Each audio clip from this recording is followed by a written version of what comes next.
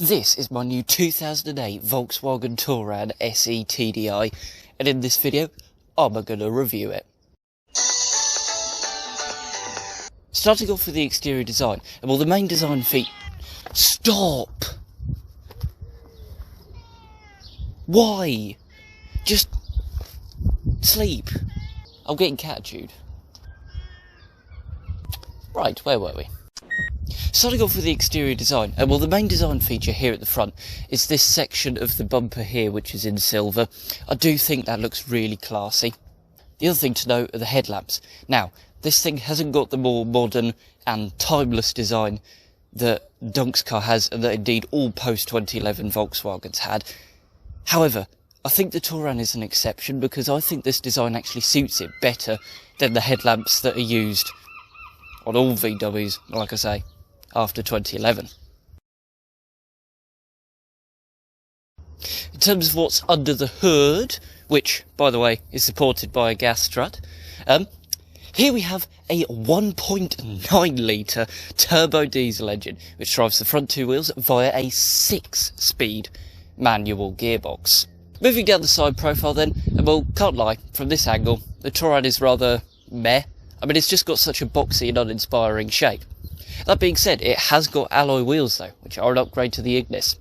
Although said wheels have most definitely seen better days on this car. Like the Ignis, this thing has roof bars, but then unlike the Ignis, the indicator side repeaters are housed in the door mirrors rather than on the wings, which to be honest, I just think looks better on literally any and every car. On the subject of the door mirrors, they don't power fold on this thing, but they are electrically adjustable and they have a heated function. Oh, and the other thing to note would then be the privacy glass on the back windows. Here at the rear then, well, we've got privacy glass again, of course. Also got a fin style aerial too. Oh, and we've got rear parking sensors as well. And well, that's that really. Now normally at this point I'd open up the tailgate and show you in the back. However, there's something slightly special about the boot on this thing, and so I'm going to save that for a little bit later on. Kicking off the tour of the interior here at the business end then, and well, can't lie, this car has tons of features. Starting off in the door and working our way around onto the dash.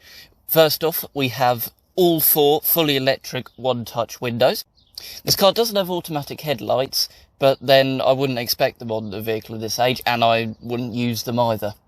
On the subject of lights, this thing does actually have parking lights, and so when you lock the vehicle overnight, if you're parking it on a busy street, then you can put the side lights on either the left or the right of the car, depending on what you select using the indicator stalk, and that just makes the car that bit more visible.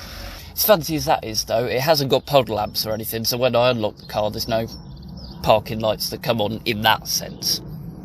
There's a small screen on the dash, which displays the time and the outside temperature, but also a variety of other things, including how many miles I've done on a particular trip, my average speed, speed warning, the run time for that day, my instantaneous fuel economy, my average fuel economy, and then what I leave it on, which is the range. And on the subject of the range, you just saw there it says it'll do 250 miles. That's on half a tank of diesel. The Ignis would not be able to do 250 miles on a full tank. Yeah. Moving round then, we have a media infotainment touchscreen, which has an array of sources. As well as radio and auxiliary, it's also got Bluetooth, although I haven't been able to get that to work yet. And then it's also got, the biggest one for me, CD player.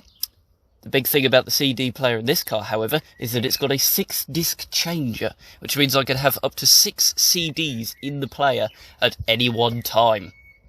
The OPS parking sensor system is also through this screen. And, well, fun fact for you, top-spec Tourans actually had onboard tech that allowed them to parallel park themselves. Going from very sophisticated to anything but, in typical VW fashion, I've got 4 buttons down here, but only one of them actually does anything. The other 3 are just blanked. In terms of practicality, I have 2 cup holders in the centre here, and then some stowage under a central armrest. Further practicality can be found in this central storage well in the dashboard, which is felt lined, by the way. Very nice indeed. Further practicality can be found in the not one, not two, but 3 sunglasses holders that this thing has. That's probably my favourite feature on this whole car. There's the small things, isn't it?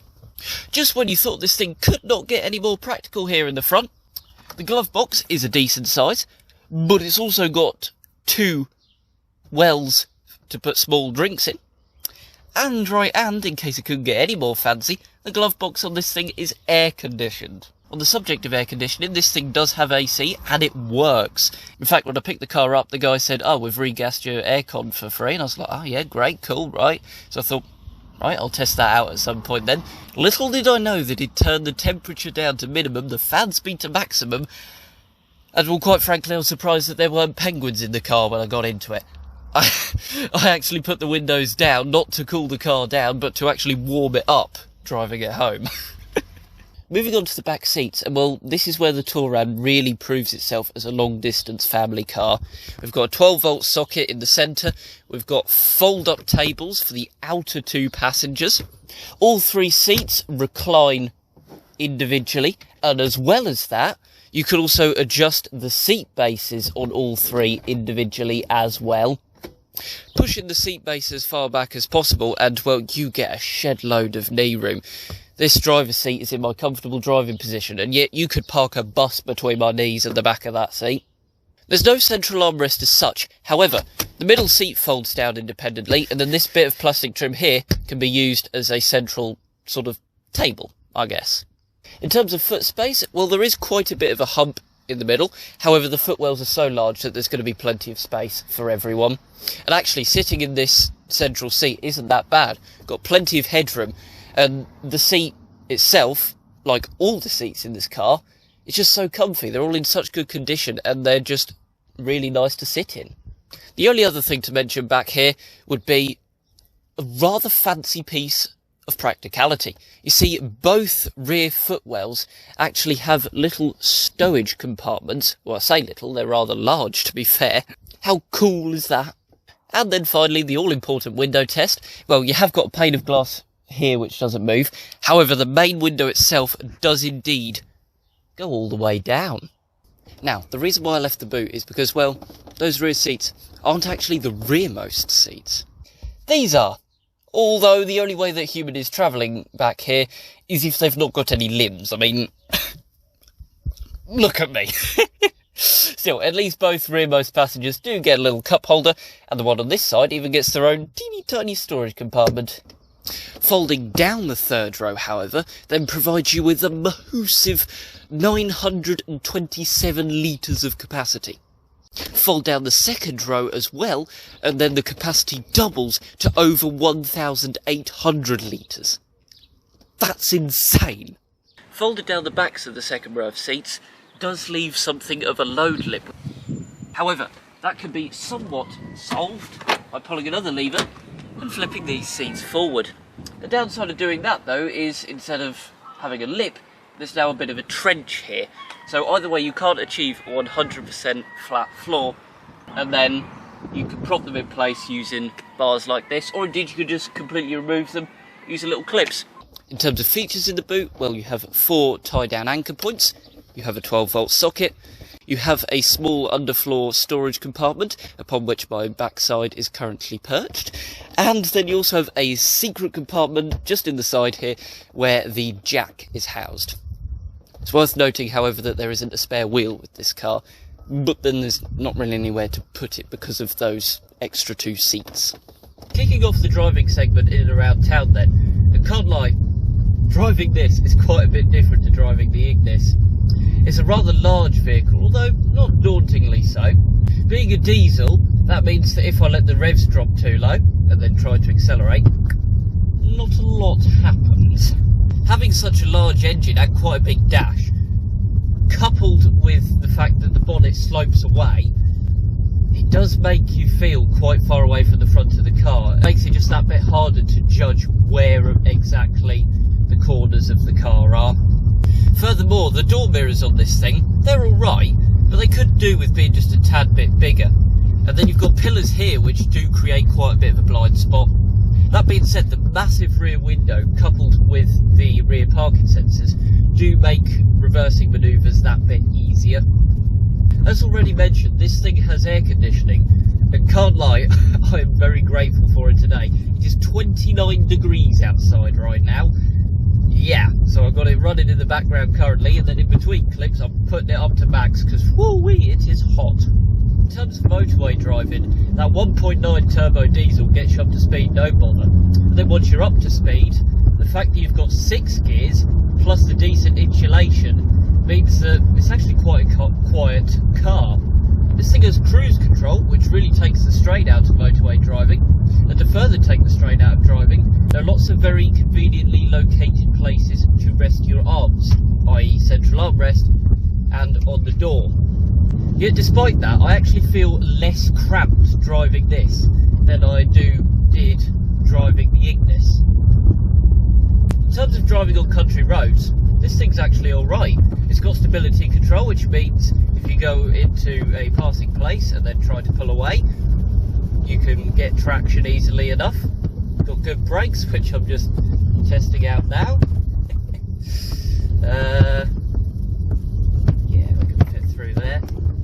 That is one thing again, much like urban driving, the size of this thing being that bit bigger does make country road driving that bit more demanding, I guess you could say.